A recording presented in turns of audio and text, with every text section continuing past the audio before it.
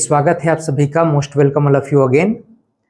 आज हम hostel warden के अंतर्गत छात्रावास अधीक्षक में सिलेबस जो 4 नंबर का एड ऑन हुआ है, इसके अंतर्गत शैक्षिक योजनाओं पर मूल रूप से बात करेंगे। प्रीवियस क्लासेस में खेल और शिक्षा, योगा और मूल शिक्षा के अंतर्गत शिक्षा और नवाचार पर हम लोगों ने बात किया।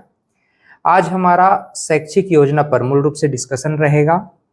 इससे संबंधित कैसे प्रश्न पूछे जाएंगे इस पर भी हम लोग बात करेंगे। इसके बाद शैक्षणिक अधिनियम और फिर छात्रावास प्रबंधन पर भी हम लोग नेक्स्ट क्लासेस में आपसे डिस्कस करेंगे। शैक्षणिक योजना यानी एजुकेशनल प्लानिंग क्या है, इस पर हम लोग सर्वप्रथम डिस्कस करना चाहते हैं, बात करना चाहते हैं। शैक्षणिक योजना का क्या अर्थ होता है? What is the meaning of educational policy?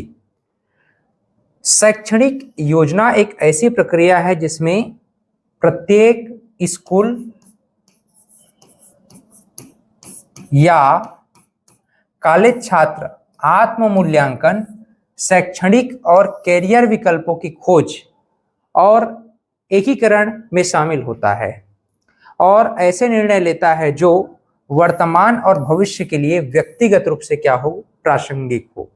यानी कि शैक्षणिक योजना, एजुकेशनल प्लानिंग हमारा ऐसा होना चाहिए कि विद्यालय और कॉलेज के जो बच्चे हैं अपना आत्म मूल्यांकन करके शैक्षणिक और कैरियर विकल्पों के प्रति अपने आप को जागरूक कर सकें, निर्णय लेने की क्षमता उनके अंदर आ सके कि हाँ, हमें इस फील्ड में आगे चल करके काम करना है, इस फील्ड में आगे बढ़ना है। साधारण शब्दों में हम कह सकते हैं कि प्लानिंग यानी नियोजन हमारे आसपास उपलब्ध साधनों का हमारी समस्याओं व नए कार्यों को पूर्ण करने में कुशलता पूर्वक किया गया प्रयोग है, जिससे हम उद्देश्यों की प्राप्ति करते हैं। इसके साथ ही साथ एजुकेशनल प्लानिंग यानी शैक्षिक योजना ऐसे प्रयासों की ओर हमें संकेत करता है जो शैक्षिक तंत्र में कुछ उपयुक्त उद्देश्यों को प्राप्त करने के लिए नियोजित तथा सप्रयास परिवर्तन लाने हेतु किए जाते हैं। अर्थात नियोजन का अर्थ कार्यों के प्रारूप को पहले से ही निश्चित करने की प्रक्रिया से है, ताकि राष्ट्रीय नीति के द्वारा निर्धारित संपूर्ण परिवर्तन को लाया जा सके। और इस प्रकार से अगर हम अल्टीमेटली शैक्षिक योजनाओं को या शैक्षणिक योजनाओं को समझने का प्रयास करें तो ऐसा कह सकते हैं, किसी पावर के थ्रू या किसी सत्ता के माध्यम से जो शैक्षिक नीति, किसी पावर के थ्रू, किसी पावर के थ्रू, किसी सत्ता के थ्रू या किसी रूल्स या एक्ट के माध्यम से, ठीक है, किसी रूल्स या एक्ट के माध्यम से जो शैक्षिक नीति यानी एजुकेशनल पॉलिसी लाई जाती है, इस पूरी प्रक्रिया का नाम ही क्या है? एजुकेशनल प्लानिंग है। इस पूरी प्रक्रिया का नाम ही हम शैक्षिक नियोजन के रूप में जानते हैं। क्लियर? यहां तक सबको समझ में आया?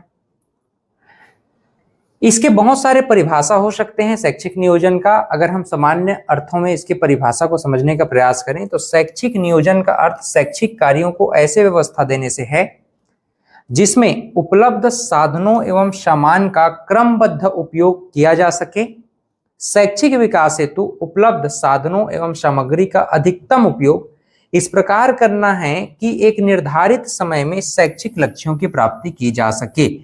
भाई, आपके पास शिक्षण का माध्यम है और उसके लिए रिसोर्सेज भी हैं, संसाधन भी हैं, तो आप एक ऐसा करिकुलम तैयार करें, एक ऐसा पाठ्यचर्या तैयार करें, एक टाइम पीरियड अनुशासन औपचारिक शिक्षा के अकॉर्डिंग, फॉर्मल एजुकेशन के अकॉर्डिंग, ताकि वह एक निश्चित समय में पूर्ण भी हो और उस शिक्षा को, उस पाठ्यक्रम को हम उचित तरीके से फुलफिल भी कर पाएं।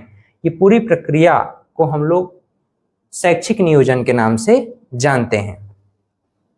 शैक्षिक योजना और नीति कार्यक्रम क्या है, इस विषय में अगर हम देखें तो शैक्षिक योजना और नीति कार्यक्रम कॉम्पिटिटर्स को शैक्षिक योजनाओं के विकास और एग्जीक्यूशन कार्यान्वयन में देशों के साथ काम करने में सक्षम बनाता है या अन्य जो भी कंपनीज हैं उनके साथ काम करने में सक्षम बनाता है। यह कार्यक्रम प्रतिभागियों को, जिनमें से कई को शैक्षिक व्यवसायी होने की उम्मीद है, स्थानीय, क्षेत्रीय और वैश्विक मुद्दों के व्यापक विश्लेषणात्मक अध्ययन करने के कौशल प्रदान करने का भी प्रयास करता है, जो शैक्षिक नीतियों के विकास और कार्यान्वयन पर प्रभाव डालते हैं। ठीक है, तो शैक्षिक योजना और नीति कार्यक्रम मूल रूप से शैक्षिक नियोजन की जो नेचर है, प्रकृति है, अवधि है, लक्ष्य है, आवश्यकता है, वह कार्यक्रम के आधार पर इसको हम लोग अनेक तरीके से समझने का प्रयास करते हैं। इसकी प्रकृति के आधार पर, इसके लक्ष्य, आवश्यकता के आधार पर। जैसे कि कुछ प्रकार शैक्षिक नियोजन के हो सकते हैं। लाइक पहला प्रकार है स्वतंत्र नियोजन यानी फ्री प्लानिंग। फ्री प्लानिंग क्या है? एक ऐसा नियोजन है जो डेमोक्रेटिक या लोकतांत्रिक तरीके से किया जाता है तथा इसमें योजना के विषय में संक्षिप्त रूपरेखा देकर विभिन्न व्यक्तियों एवं विशेषज्ञों के सम्मुख विभिन्न माध्यमों द्वारा प्रस्तुत किया जाता है व उनके सुझावों व विचारों के आधार पर योजना को अंतिम रूप दिया जाता है।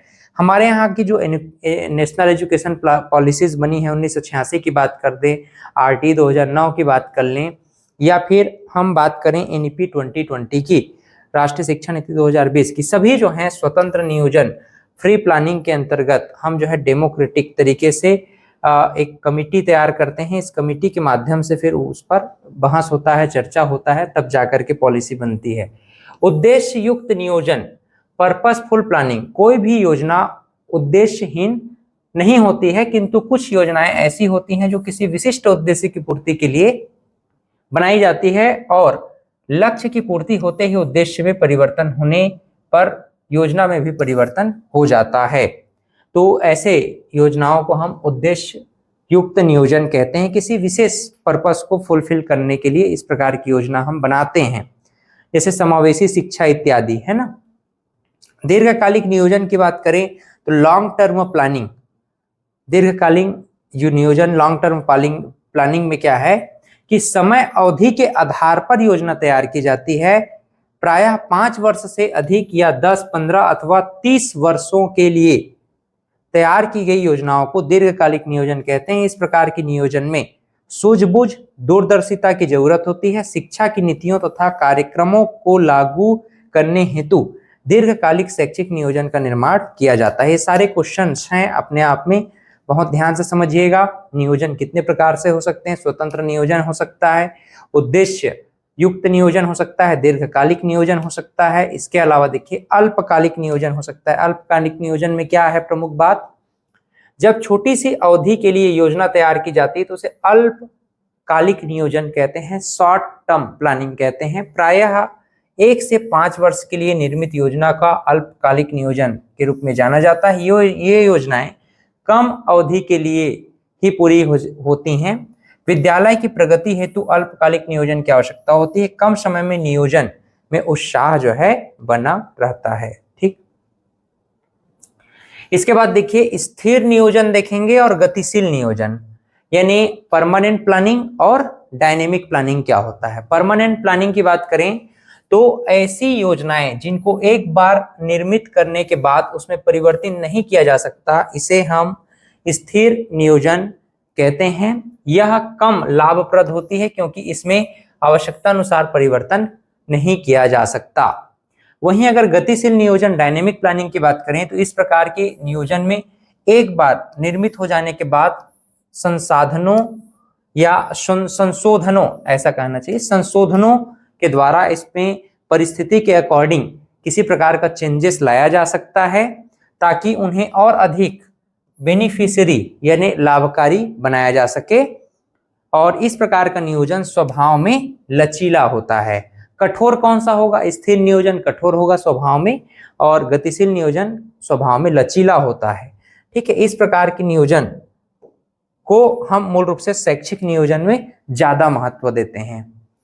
क्षेत्रीय नियोजन की बात करें, रिलीजन प्लानिंग और संस्थागत नियोजन यानी इंस्टीट्यूशनल प्लानिंग क्या होते हैं।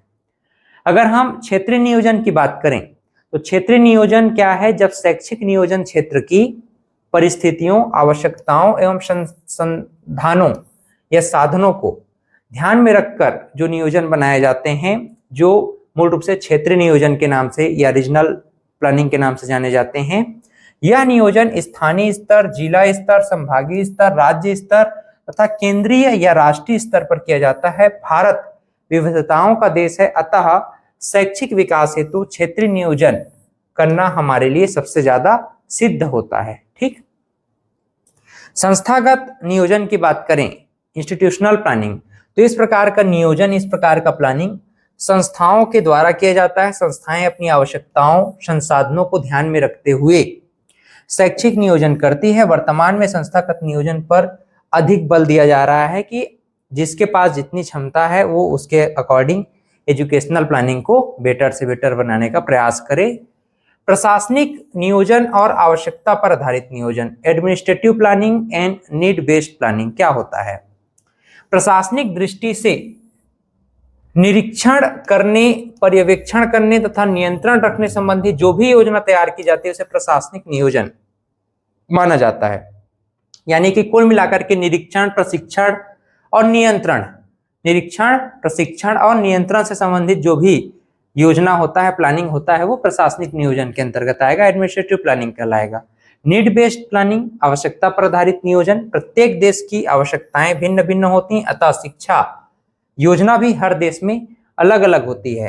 अविकसित एवं विकासशील देश अपनी अपनी आवश्यकताओं को ध्यान में रखते हुए शैक्षिक नियोजन करते हैं जिससे उनका विकास हो सके। तो जैसा जिसकी आवश्यकता वैसा उसका प्लानिंग। ठीक, इसके बाद देखिए साधन पर आधारित नियोजन और वित्त नियोजन, means based planning and financial planning क्या है भाई। ऐसी योजनाएं जिसमें वित्तीय व्यवस्था, मानवीय संसाधनों एवं उपलब्ध सुविधाओं, संसाधनों को आंकने के बाद तैयार की जाती है, ये क्या कहलाएगी, साधनों पर आधारित नियोजन या मीन्स बेस्ड प्लानिंग कहलाएगी। वहीं अगर हम बात करें वित्त नियोजन, फाइनेंशियल प्लानिंग की, तो शिक्षा की कोई भी योजना यदि वित्त को ध्यान में रखे बिना बनाई जाए तो उसका सफल होने में संदेह रहता है। नियोजन करते समय यह अवश्य ध्यान दिया जाता है कि शिक्षा के कार्यक्रमों, योजनाओं एवं प्रयासों के लिए कहां तक कितना धन प्राप्त होगा। शैक्षिक योजनाओं का क्रियान्वयन करते समय किस मद से कितना धन खर्चा होगा, इस बात को भी वित्त नियोजन या फाइनेंशियल प्लानिंग के अंतर्गत ध्यान में रख करके चलना होता है। अंतिम में हम देखना चाहेंगे गुणात्मक नियोजन या क्वालिटेटिव प्लानिंग क्या होता है। शिक्षा में गुणवत्ता या गुणात्मक विकास लाने के लिए उत्तरदायी कारकों जैसे शिक्षार्थी, शिक्षक और शिक्षण विधि और साथ ही साथ सहायक सामग्री, मूल्यांकन प्रणाली, पाठ्यक्रम आदि को ध्यान में रखकर नियोजन या प्लानिंग बनाई जाती है जिसे हम गुणात्मक नियोजन कहते हैं। इस तरह की योजनाएं अपने देश में बन रही हैं। मूल रूप से हमारे देश में खास करके अगर हम बात करें NEP 2020 right to education 2009, right to education, ठीक है, या नेशनल एजुकेशन प्लानिंग हम कह सकते हैं, नेशनल एजुकेशन प्लानिंग 1986, ठीक है, 1969, मुदालियार शिक्षा आयोग के संबंध में बात करें या कोठारी शिक्षा आयोग के संबंध में बात करें, ये सभी मूल रूप से अगर हम देखें तो गुणात्मक नियोजन या क्वालिटेटिव प्लानिंग के अंतर्गत ही आता है। अभी हम RTE 2009 और NEP 2020 को मूल रूप से गुणात्मक नियोजन के अंतर्गत शामिल कर सकते हैं। ठीक है, शैक्षिक नियोजन की कैसी प्रक्रिया होती है, प्रोसेस ऑफ एजुकेशनल प्लानिंग। तो प्रोसेस ऑफ एजुकेशनल प्लानिंग की बात करें तो भारत में योजनाओं के निर्माण हेतु योजना आयोग का गठन कब हुआ था भाई, 1950 में हुआ था। ठीक है, जिसमें 8 सदस्य मंत्रिमंडल के सदस्य, परामर्शदाता, विशेषज्ञ, प्रशासक आदि सम्मिलित थे। इस आयोग का अध्यक्ष प्रधानमंत्री तथा उपाध्यक्ष योजना मंत्री हुआ करता था। और आजकल हालांकि ये जो योजना आयोग है यह नीति आयोग के नाम से जाना जाता है, नीति कमीशन। ठीक है, इसे हम national institute for transforming India कहते हैं, national institute of transforming India. 2015 में ये जो है अस्तित्व में आ गया और 1950 में योजना आयोग को ये रिप्लेस करके नीति आयोग चल रहा है। 15 वर्षीय योजना मूल रूप से इसको माना जाता है। पहले योजना आयोग जो है 5 वर्षीय योजना थी जिसने शिक्षा के क्षेत्र में बहुत सारे काम भी निश्चित रूप से किए हैं। इस आयोग का अध्यक्ष प्रधानमंत्री, उपाध्यक्ष योजना मंत्री के रूप में काम कर रहे हैं। ठीक है, तो इस प्रकार से शैक्षिक नियोजन की प्रक्रिया में पहले योजना आयोग, अब नीति आयोग काम कर रही है मूल रूप से। ठीक है, नियोजन के लिए प्रारंभिक तैयारी क्या हो सकती है? इनिशियल प्रिपरेशन फॉर प्लानिंग के संबंध में बात करें तो इसके लिए मुख्यतः अनुसंधानों, सर्वे आदि का सामाजिक आर्थिक स्थिति व वर्तमान शैक्षिक स्थिति का मात्रात्मक गुणात्मक अवस्था ज्ञात की जाती है। यानी एक प्रकार का आप सेंसस ध्यान में रख सकते हैं। ठीक है, जनगणना।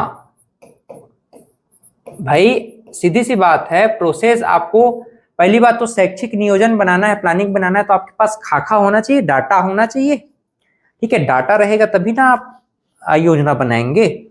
इस प्रारूप को राष्ट्रीय विकास परिषद, इसे हम कहते हैं 1952 में इसका जो है एस्टेब्लिशमेंट हुआ था। एनडीसी हम कहते हैं, national development council. National development council ये जो है योजना आयोग का ही एक उप शाखा है। लेकिन आजकल अब ये सारे के सारे जो आयोग आप लोग देख रहे हैं सब काम किसके पास चला गया है? नीति कमीशन के पास चला गया है, यानी कि national institute for transforming India के पास चला गया है। ठीक है, तो इस प्रकार से योजना आयोग, एनडीसी ये सब मिल करके इस योजना को फॉलो करने का काम करती थी, योजनाएं मूल रूप से बनाने का काम करती थी। विशेषज्ञों द्वारा विचार विमर्श, कंसल्टिंग द स्पेशलिस्ट, परिषद द्वारा दिए गए सुझावों व संशोधन को प्राप्त कर विशेषज्ञों की बैठक में उस पर प्रारूप बना करके विचार विमर्श प्रारंभ होता था। विशेषज्ञों के अतिरिक्त शिक्षाविदों के पैनल नियुक्त आज भी होते हैं, पहले भी होता रहा है, जो शिक्षा की नीतियों को ध्यान में रखकर योजना के प्रत्येक पहलू पर कार्यदल के रूप में शैक्षिक प्रगति को ध्यान में रखकर के विचार करते रहे हैं। कार्यदलों की सहायता हेतु एवं केंद्र एवं राज्य स्तर के शिक्षा अधिकारी भी अपने कार्यक्रम और योजनाओं को विचारार्थ प्रस्तुत करते हैं, जिसके आधार पर संपूर्ण देश अथवा राज्य विशेष की शिक्षा प्रगति हेतु योजना को तैयार किया जाता है। जैसे कि मुदलियार शिक्षा आयोग रहा है, मुदलियार शिक्षा आयोग, और इसके अलावा जो है कोठारी शिक्षा आयोग। तो ये कोठारी जी के नेतृत्व में, मुदलियार जी के नेतृत्व में ये जो है शिक्षा आयोग का गठन करके उस पर विचार विमर्श पैनल बैठाया जाता रहा है। जैसे कि स्मरण पत्र, मेमोरेंडम भी तैयार होता है इस पूरे प्रोसेस में। सारे प्रोसेस को आप लोग ध्यान में रख रहे हो कि नहीं रख रहे हो? पहले आपके पास क्या आया? नियोजन के लिए प्रारंभिक तैयारी है, तो पहले योजना आयोग थी और एनडीसी थी, अब उसके स्थान पे क्या आया? नीति कमीशन आया। अब नीति कमीशन ये तो प्रारूप खाका तैयार करेगी, इसके लिए उसको क्या चाहिए? सेंसस चाहिए, आंकड़े चाहिए। आंकड़े बनाने के बाद वो एक विशेषज्ञों का टीम तैयार करेगा और विशेषज्ञों का टीम तैयार करने के बाद तीसरा प्रोसेस हमारा आता है मेमोरेंडम का, स्मरण पत्र का। विभिन्न कार्यदलों एवं कार्यक्रमों के आधार पर योजना आयोग एक स्मरण पत्र तैयार करता है, जिसे राष्ट्रीय विकास परिषद के समक्ष, वर्तमान में नीति आयोग के समक्ष, वर्तमान में क्या बोलोगे? नीति आयोग के समक्ष इसको पुनः रखा जाता है। परिषद अपने सुझावों के साथ उसे पुनः आयोग को विचारार्थ के लिए भेज देता है, उस पर चिंतन करने के लिए भेज देता है। इस प्रकार से चौथा प्रोसेस जो है विधानसभा अथवा संसद की स्वीकृति जरूरी होगी, अप्रूवल ऑफ लेजिस्लेचर, तभी तो वो एक्ट बनेगा ना, कानून बनेगा। तो नियोजन के प्रारूप को तैयार अंतिम रूप प्रदान करने के लिए विधानसभा एवं संसद की आवश्यक स्वीकृति के लिए प्रस्तुत किया जाता है। राज्यों में विधानसभा तथा केंद्र में संसद की स्वीकृति मिल जाने पर योजना को क्रमशः राज्यों और संपूर्ण देश में क्रियान्वित कर दिया जाता है। तो ये पूरा का पूरा प्रोसेस आपको समझ में आया होगा। लास्ट में वही है एग्जीक्यूशन का काम होगा, यानी क्रियान्वयन का काम होगा। स्वीकृति मिल जाएगा, एक्ट बन जाएगा, कानून बन जाएगा लेजिस्लेचर से, विधि से, ठीक है। तो स्वीकृति मिलने पर इसे कार्यान्वित करने का समय निर्धारित कर केंद्र व राज्य सरकार अपने अपने राजपत्र में इसको जो है प्रकाशित करेगा, और राजपत्र में जिस दिन प्रकाशित हुआ उस दिन से ये जो है लागू हो जाता है पूरे देश में, पूरे राज्य में।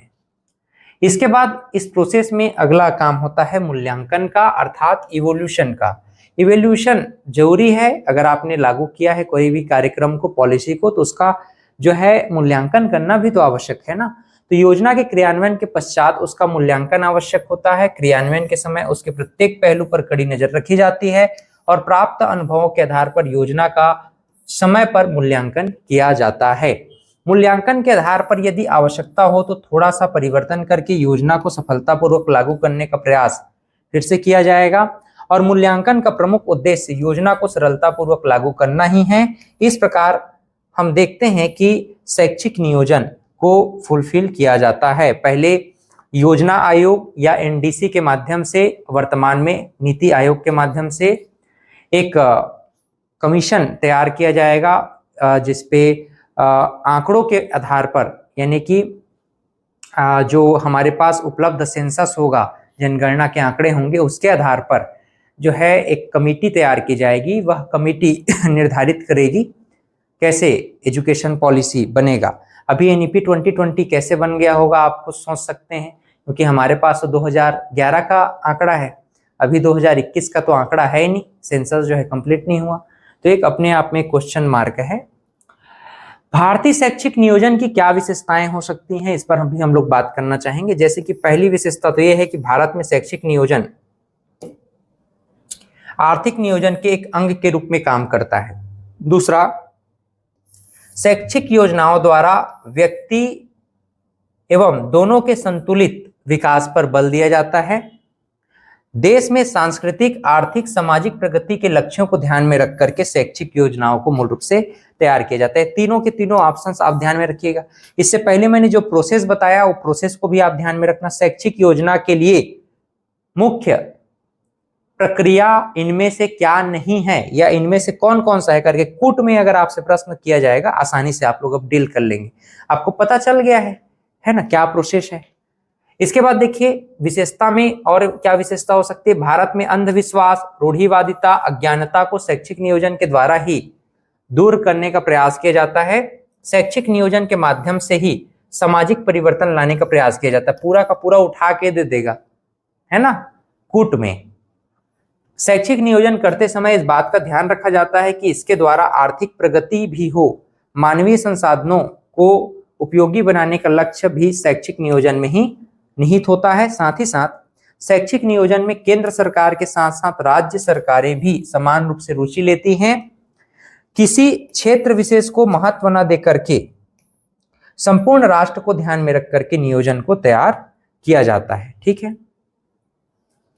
इसके अलावा देखिए भारतीय शैक्षिक नियोजन में यदि राष्ट्रीय स्तर की बातों को सर्वाधिक महत्व दिया जाता है तो दूसरी ओर स्थानीय आवश्यकताओं की भी उपेक्षा नहीं की जाती है। भारत में पंचवर्षीय योजनाओं और आजकल नीति आयोग के संबंध में तो 15 वर्षीय योजना हो गया है के अंतर्गत शैक्षिक अल्पकालिक योजनाएं कार्य करती हैं, जिनके माध्यम से देश के शैक्षिक प्रगति की अपेक्षा की जाती है।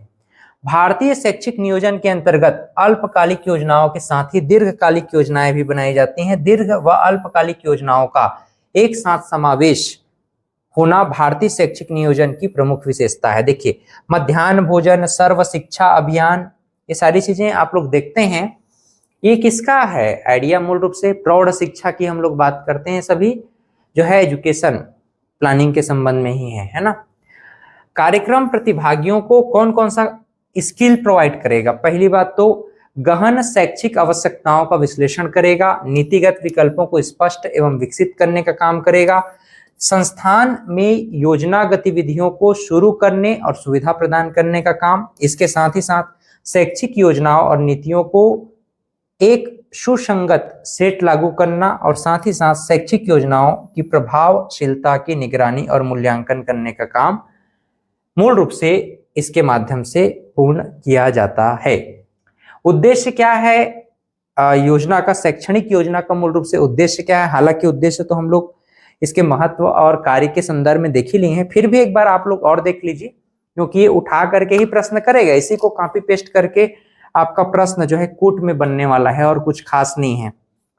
शिक्षा का विकास करने हेतु एक निश्चित दिशा निर्धारित करना तथा साधनों को जुटाना, आने वाले वर्षों में शिक्षा की मात्रात्मक एवं गुणात्मक मांग, ठीक है, का पूर्वानुमान करना तथा उन मांगों को पूरा करने से पहले ही तैयारी करना, गंभीरतापूर्वक शैक्षणिक विकास के उद्देश्यों को परिभाषित करना तथा उन्हें प्राप्त करने के लिए प्रभावशील कार्यक्रम बनाना, ये क्या है, उद्देश्य है। देश की सामाजिक एवं राजनीतिक प्रगति हेतु आवश्यकता अनुसार शिक्षा का स्वरूप निर्धारित करना, देश की आर्थिक प्रगति होने तथा आत्मनिर्भर बनने की दृष्टि से शिक्षा का योगदान सुनिश्चित करना, देश की सांस्कृतिक, वैज्ञानिक व साहित्यिक प्रगति में शिक्षा की भूमिका निर्धारित करना, इसकी प्राप्ति हेतु इस दिशा को आगे लेकर के चलना, इस दिशा में ही आगे बढ़ना, ठीक है। शिक्षा के अवसरों की समानता के आधार पर व्यक्ति को शिक्षा सुलभ कराकर सामाजिक न्याय की ओर बढ़ावा देना और देश की शैक्षणिक आवश्यकताओं के आधार पर संसाधनों को उपलब्ध कराना और इसके प्रचार प्रसार हेतु निश्चित योजना तैयार करना तथा उत्पन्न विरोधाभास को दूर करना। किसी प्रकार का क्रिटिसिज्म आया है कोई, मतलब कि उसके विपरीत, योजना के विपरीत अगर हम देख रहे हैं कि कहीं पर दीर्घकालिक या लघुकालिक योजना की आवश्यकता है राज्य में किसी क्षेत्र विशेष में, उसको आप जो है दूर कर सकते हैं। शैक्षिक विकास हेतु देश के वित्तीय साधनों का सर्वेक्षण कर मूल्यांकन करना तथा उपलब्ध बजट के अनुसार शैक्षिक विकास हेतु योजना को तैयार करना, शैक्षिक क्रियाओं, गतिविधियों, योजनाओं तथा प्रयासों को अधिक प्रभावी और गतिशील बनाना भी इसका मुख्य उद्देश्य या पर्पस होता है। राष्ट्रीय शैक्षिक योजना और प्रशासन संस्थान के विषय में हम लोग थोड़ा सा पढ़ लेते हैं। देखिए, NIEPA, national institute of educational planning and administration, इसका पहली बात तो फुल फॉर्म याद रखना। पहला, हिंदी में इसको कहते हैं राष्ट्रीय शैक्षिक योजना और प्रशासन संस्थान, अंग्रेजी में NIEPA यानी national institute of educational planning and administration. राष्ट्रीय संस्थान की उत्पत्ति 1962 में हुई, जब यूनेस्को ने शैक्षिक योजनाकारों और प्रशासकों के लिए एशियाई क्षेत्र की स्थापना की, केंद्र की स्थापना की, जो बाद में 1965 में एशियाई शैक्षिक योजना और प्रशासन संस्थान बन गया। इसके अस्तित्व के 4 साल बाद इसे और अधिक अधिकार दिया गया। भारत सरकार इसका नाम बदल करके शैक्षिक योजनाकारों और प्रशासन के लिए राष्ट्रीय स्टाफ कॉलेज नाम रख दिया। इसके बाद नेशनल स्टाफ कॉलेज की बढ़ी हुई भूमिका और कार्यों के साथ विशेष रूप से क्षमता निर्माण, अनुसंधान और सरकारों को पेशेवर सहायता में 1979 में, कब 1979 में राष्ट्रीय स्टाफ कॉलेज का नाम पुनः बदल के क्या रख दिया गया, राष्ट्रीय शैक्षिक योजना और प्रशासन संस्थान NIEPA अर्थात national institute of educational planning and administration रख दिया गया पुनः, ठीक है। आइए कुछ प्रश्नों पर हम लोग पुनः बात कर लें। इन प्रश्नों को आप लोग देखें क्या बोल रहा है कि शैक्षिक योजना की विशेषता नहीं है सांस्कृतिक, आर्थिक व सामाजिक प्रगति को लक्ष्य का ध्यान देना, ये तो है ना। शैक्षिक योजना के माध्यम से सामाजिक परिवर्तन लाने का प्रयास करना, ये भी है। भारत में अंधविश्वास, रूढ़िवादिता और अज्ञानता को शैक्षिक नियोजन के द्वारा ही दूर करने का प्रयास नहीं किया जाता है, ये बात गलत है। नहीं को काट देना चाहिए था तो हाँ होता, तो ये ऑप्शन जो है आपका गलत हो जाएगा, ठीक है। ऑप्शन 3 जो है गलत है। सही उत्तर क्या होगा, ऑप्शन बी। देखिए मैं बताया ना, कॉपी पेस्ट जो हमने पढ़ा है वही जो है थ्योरी को यहाँ पर कूट के रूप में आपसे पूछा जाएगा। अगला प्रश्न देखो, शैक्षिक नियोजन की प्रक्रिया है। नियोजन के लिए प्रारंभिक तैयारी करना, इनिशियल प्रिपरेशन फॉर प्लानिंग, विशेषज्ञों द्वारा विचार विमर्श करना, कंसल्टिंग द स्पेशलिस्ट, या मूल्यांकन।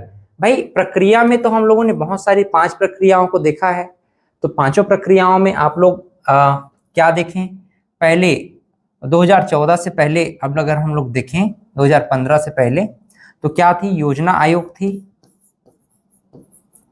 योजना आयोग,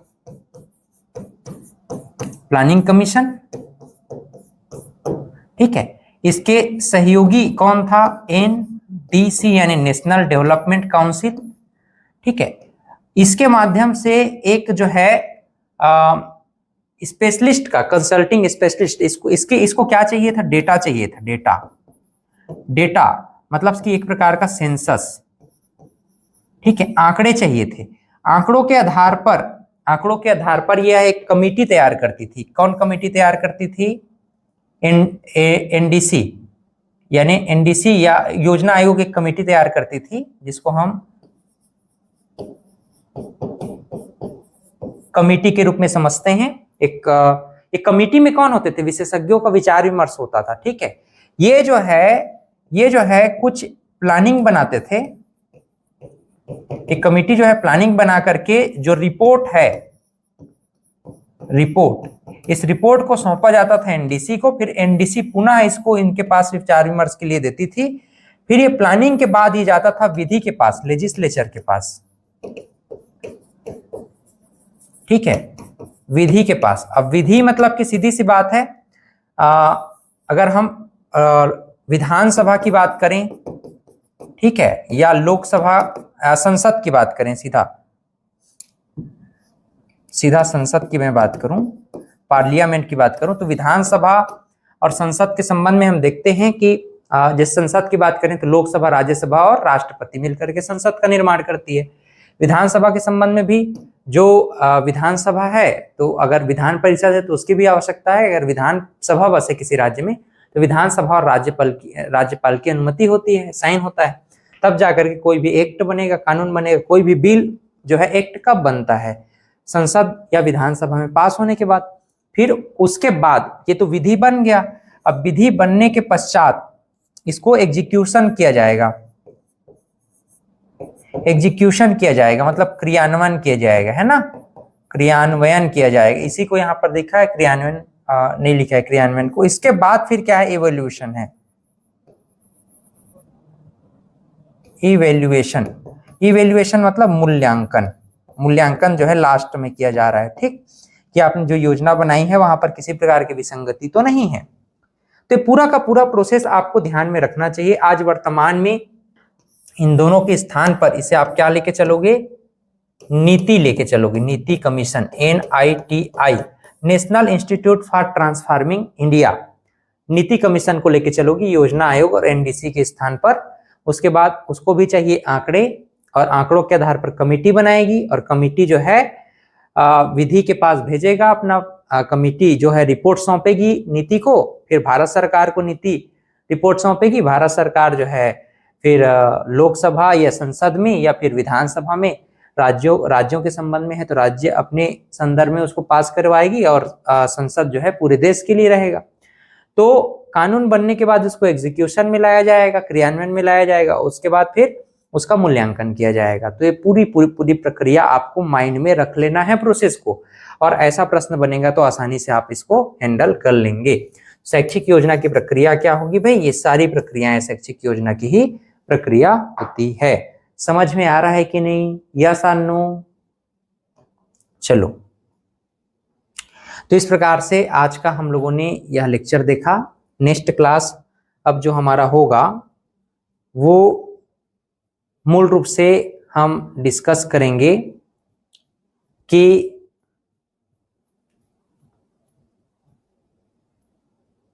शैक्षणिक अधिनियम क्या होता है।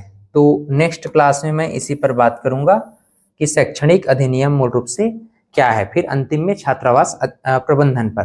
थैंक यू वेरी मच, मिलते हैं नेक्स्ट क्लास में।